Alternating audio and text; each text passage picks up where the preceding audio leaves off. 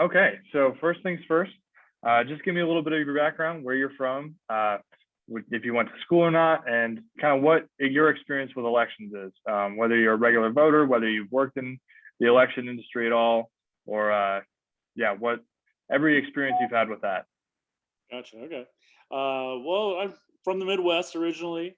Went to school at University of Minnesota, Mankato, they call it now, and with a business as well as computer science degrees, and then launched our own business. That's 23 years ago, I guess, and so involved in the consulting field for call centers, all around the world. And as far as elections go, yeah, I've always been very interested in that. Something where I've never missed an election, and voting going back to when I was 18, back in college, and so it's something I'm not terribly involved in, like going out protesting or volunteering to for campaigns, that kind of thing. But I donate fairly regularly to the causes that I'm interested in, and certainly pay attention to it very closely through social media, through media on TV, that kind of thing. And so it's I think it's a very important thing, especially right now is one of the most important political times of our lives, probably. Certainly. Yeah, do you, I guess, you said you were an avid participator in the elections. You've never missed an election since you were eligible to vote. And I know you've lived in multiple places across the US that have different election laws, but primarily, do you vote in person, vote by mail, absentee? What's your, preferred method of actually voting? Never done absentee. I mean, we always were, in person, day of election voters until we moved to Colorado, and then they mail out ballots to everyone, and so we just have now become, mail-in voters, Mhm. not by choice. It's just because it's sitting there, and that's the way it's done in Colorado. So, but in other states, when we're South Dakota, Iowa, Minnesota, we always were, day of election in-person voters, which I kind of, miss that a little bit, but the mail-in ballot is convenient. That's true. Yeah, I mean, you just answered my next question. I was going to ask you which one you preferred, but I guess I can, tailor that a little bit to say, do you think there should be, a method that people are not forced, but heavily preferenced to choose over the other? Whether you think, people should be guided to vote in person, or if it's good to have people vote by mail, without getting, too nitty gritty into the different issues that can arise. Which one do you, prefer? Well, it's a tough one. I think there's the in-person voting does give you that sense of civic duty. There is something to be said to go into a place and got lots of people, and you can just kind of you can get into it, and the mail-in voting, definitely issues with security. I think Colorado does a fairly decent job on it, but I think you always got to be worried about fraud when that goes. But the mail-in, definitely is more convenient. But you get it sitting there. You got a week or two, three to fill it out. At your leisure, and think about it, and study it, study the issues if you want to, which that's hard to do in person sometimes. So I don't know if I'd say I definitely have a preference, but there are positives and negatives of both. I do miss the in person a little bit, but I wouldn't say that it's the only way to go, because there are some Mhm. positives of the mail in, because you get a little more time to think about it, study it up a little bit if need be.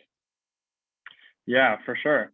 And I guess, my another question that kind of leads into that is obviously there's security issues with mail-in voting, and there's been several issues in many different countries that have arisen from that. If per se, a country like the U.S. were to implement a sort of digital voting system, like a lot of companies do internally, where they have, like maybe an app on their phones or a website that they can go to, what would your opinion of that be? And do you think it would potentially decrease security risks by mail-in voting, or present new security risks because it's online rather than just a piece of paper? Well, you always have to be worried about hackers, and obviously getting into an election system would be the dream of the Russians or the Chinese. So if you're going to do something fully electronic, it's going to have to be rock solid, because it's going to get pushed by everyone that would love to get in there and change election results. And so, it's nice. It would be, there's some convenience of, that would be pretty good, but you really, whenever you're messing with that kind of system, you got to be very cautious, and make sure that the security is rock solid, because it's not like it's, DU having an election. Like, yeah, it's Hmm. important. Russians aren't interested in manipulating it. Hmm. Talk about American vote. I mean, that's something that would be the holy grail, that the Chinese could hack into the system, or the Russians, and click a few things, and we got a new election winner. That's like they they're going to throw everything at it. They could throw billions of dollars to try to hack those systems. And so I kind of like it when it's the voting, I think, should be decentralized. I think you should never have it where there's like one system that has all the voting across the country. I like it where each state has their own, each county has, within the state is their own. And so that it's always dispersed among different systems around the country. I think that's a pretty good idea, the way it's done today. Absolutely. Yeah. I mean, I would agree. Obviously, you have extra security risks once things are moved online. That obviously there are different security risks. There's risks that come with paper ballots that definitely don't present themselves in online, and vice versa. And my next question kind of is, what is your overall opinion on like the election industry, both in the U.S. Because obviously, it's that a lot of people don't see it as an industry, but it really is when it comes to the more technologically advanced things get, with different companies trying to sell their different voting systems, even if things do go online. And I guess, with all the strengths and weaknesses that voting presents across the world, not just in the US, what is your overall opinion on that? And what do you think some of the industry's biggest weaknesses are? Well, it's a tough one. Um, it's easy to always think about doing, the most advanced things, and to bring technology wherever you can. But it's tough in voting, man. It's something you only do, once every couple of years. And so, I don't know if we need to rush headlong into it. Again, it depends on how the security, if there's ways to make security, great, that's fine.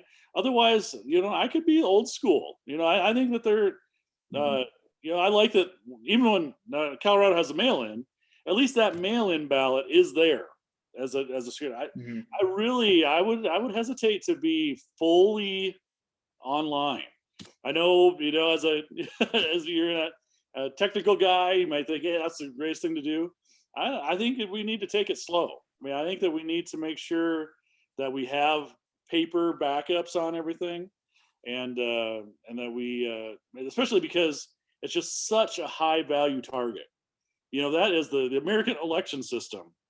That's that's bigger than a Fortune 500 company hacking into them, or even some federal government agencies. If you actually, I mean, you could change the course of American democracy if you can hack into it. So it's just, you got to take it slow and make sure that there's plenty of backup. Yeah, absolutely. And I mean, obviously, one of the biggest weaknesses of the voting industry is that there's a lack of transparency, specifically in America, and there's more or less a lack of trust in, are things going to go the wrong way? Is there tampering with the votes? And as a tangent question, I kind of want to ask you, if we were to not necessarily go fully online, because I don't know that anyone thinks that's a good idea. I think we always have to have the in-person aspect of things. But if, per se, some technology arose, um, or we don't even use a new technology, we just decided to say, to heck with the mobile voting, or to heck with the mail-in voting, we'll just implement an app that people can get on their phones.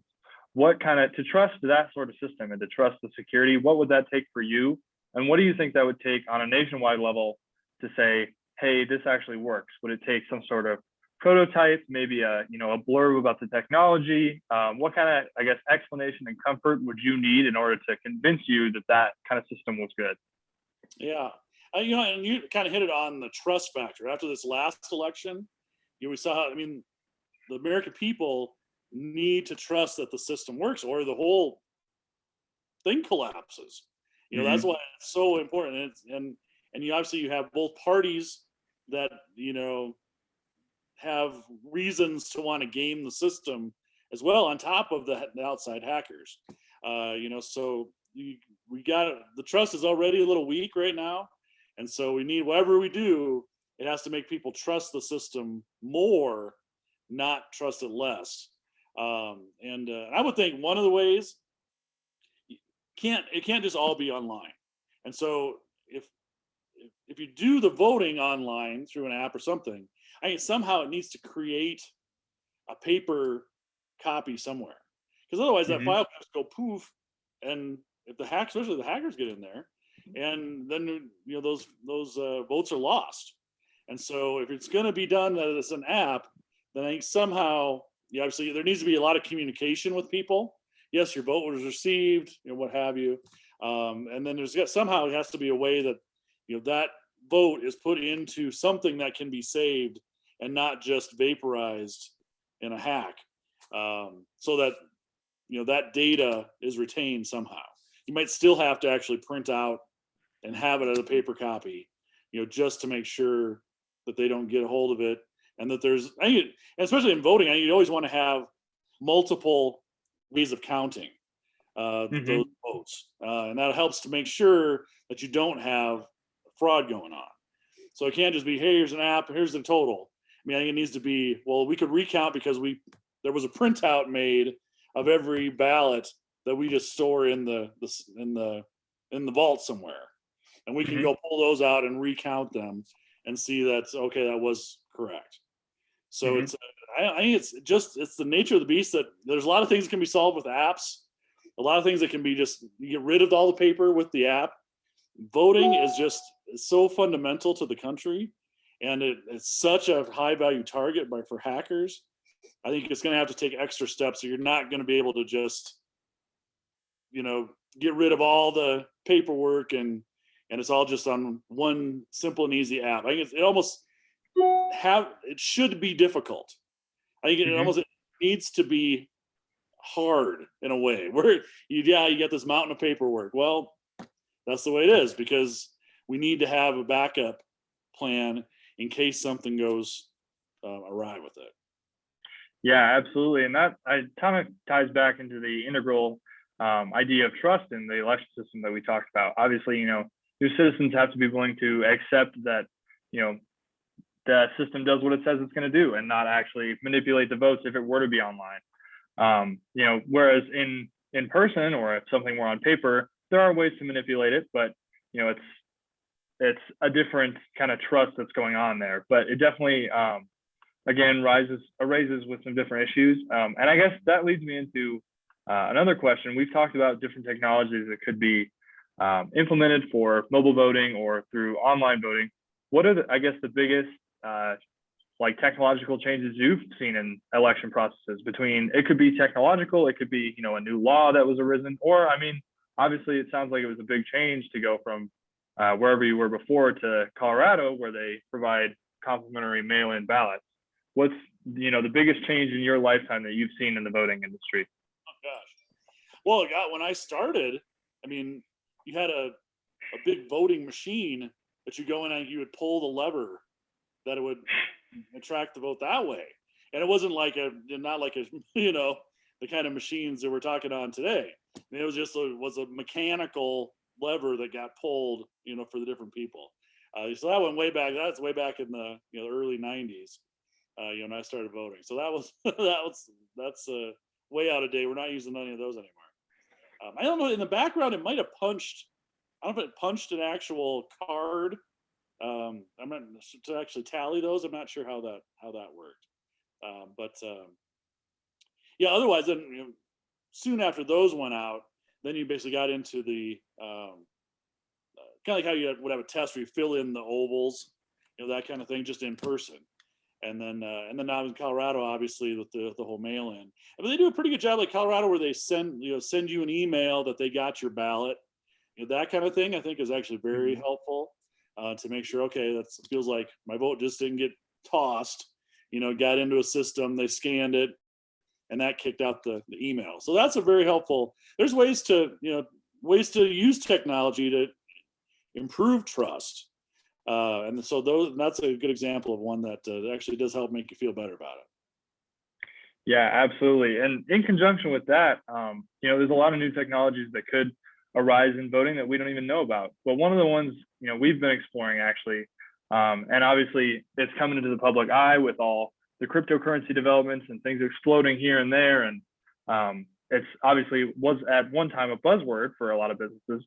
Do you know what blockchain is at all, separate from the idea of Bitcoin, or maybe how it's used in that cryptocurrency space or used in any other application?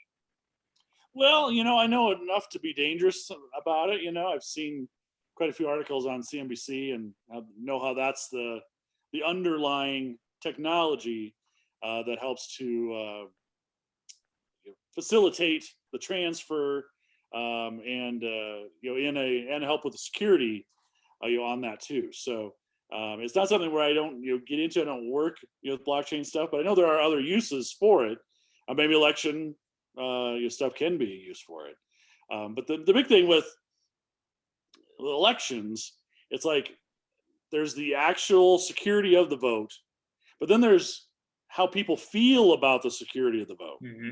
And to me, that is more important. I mean, that's at least as important as the actual security of the the results. Is that it's about that people believe that the election is real. And last year, in 2020, I mean, we skirted the edge where people almost didn't, and some people didn't think that the results were real.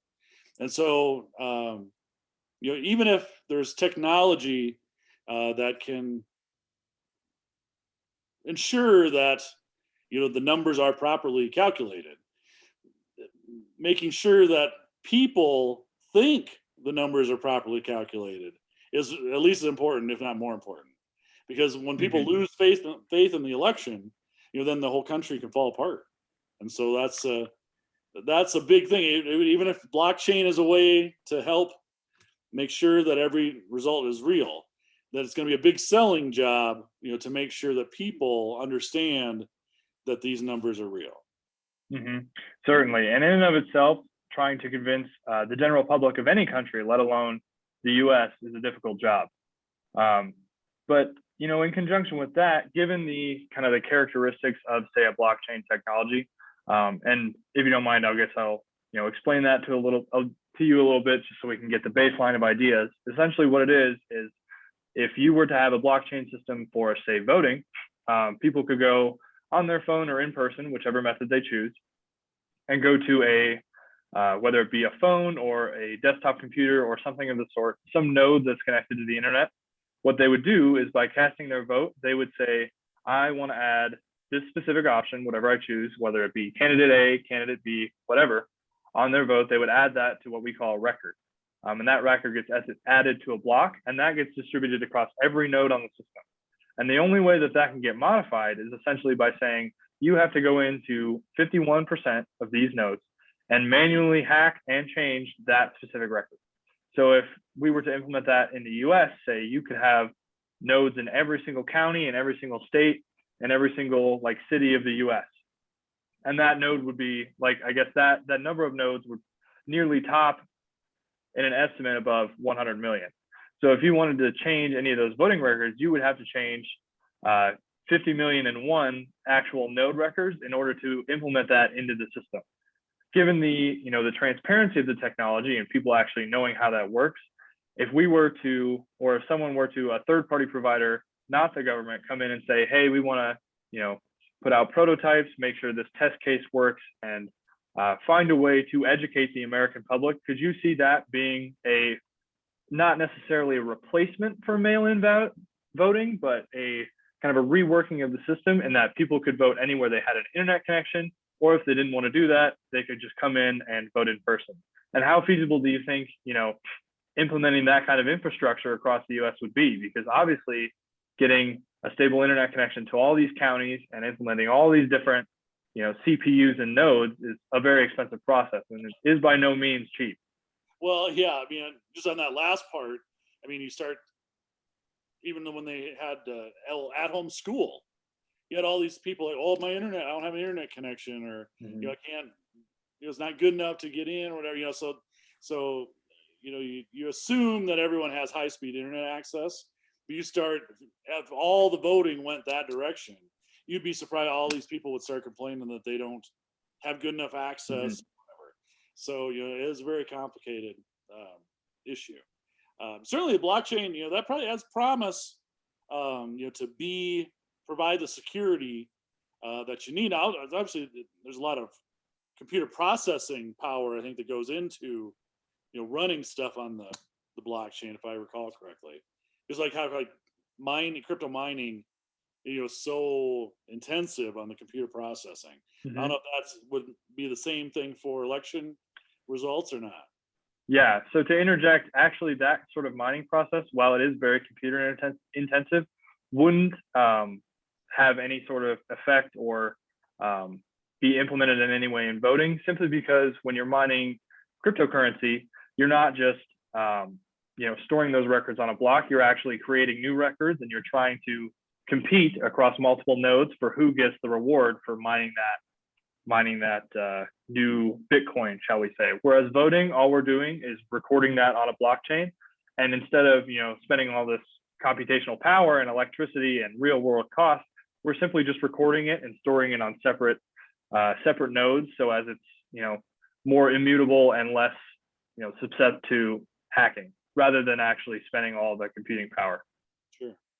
Yeah, and so that has promise, I would say, to be an option. But I would still come back to, you know, being such a high value target to hack. Mm-hmm. That is going to be an issue because it's just like it would be the holy grail, for the Russians Mm-hmm. and Chinese. So it can't just be, we have pretty good security. It's going to have to be rock solid security that there's no way that they can get, because they're going to throw everything they can at it to make it happen. So, but yeah, I think that the blockchain could be a way to to make those election results secure. I also think we need to retain that separation, and because Mm-hmm. there's certain bills in Congress to try to nationalize elections. But I go back to the founding fathers, where they had each state ran their election. I think you totally need each state to still run it, and they have their Mm-hmm. own each one, and there might be different systems they all run. You need to make it difficult. It's elections. I don't think elections aren't always about making it easy. We want to make it that it does it right, and that it's kind of hard. Yeah, and Mm-hmm. it doesn't have to be. We don't need to make it where it's so easy for everyone to vote. We need to make it where it's hard to hack, and if people have to go through a little bit of pain, to get the vote in, I'm fine with that. I'd rather make sure that it's all secure and that everyone trusts it.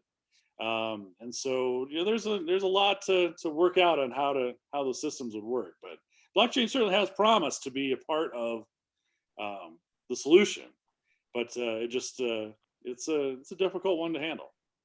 Yeah, certainly. And there's obviously ways, you could explore decentralizing that governmental power and saying, hey, maybe we have multiple third parties run an app entirely separate from the government, where the government can oversee, the actual security of the blockchain, but maybe the app you download is a totally different company. It doesn't have anything to do with the federal government.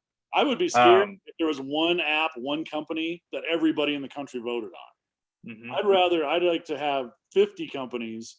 One has Colorado, one has South Dakota, one has California.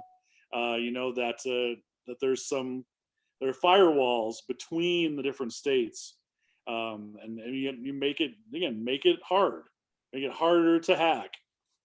Everybody. There's one thing: if just Colorado got hacked, if everyone else didn't, well, at least then we're mostly okay. We just have to work. Maybe have to revote in Colorado or something. mhm. But if the whole country got hacked, I mean, it would just be a total nightmare. And so that's where I think it's good. Just like how, like on a aircraft carrier, they have all these compartments in the carrier that you can seal off so that it doesn't sink the whole ship. I think that's the same with voting. It's like you don't want to have just one big system that handles everybody in the country, because if it gets hit, it sinks to everything. But if you have a whole bunch of compartments, in the system, and one part gets hit, it doesn't sync everything. I think that would be one thing to think about in the voting systems, to make it more difficult to take down the whole thing. Yeah, definitely. Well, certainly there's a lot of ways, we could go. There's a lot of different directions.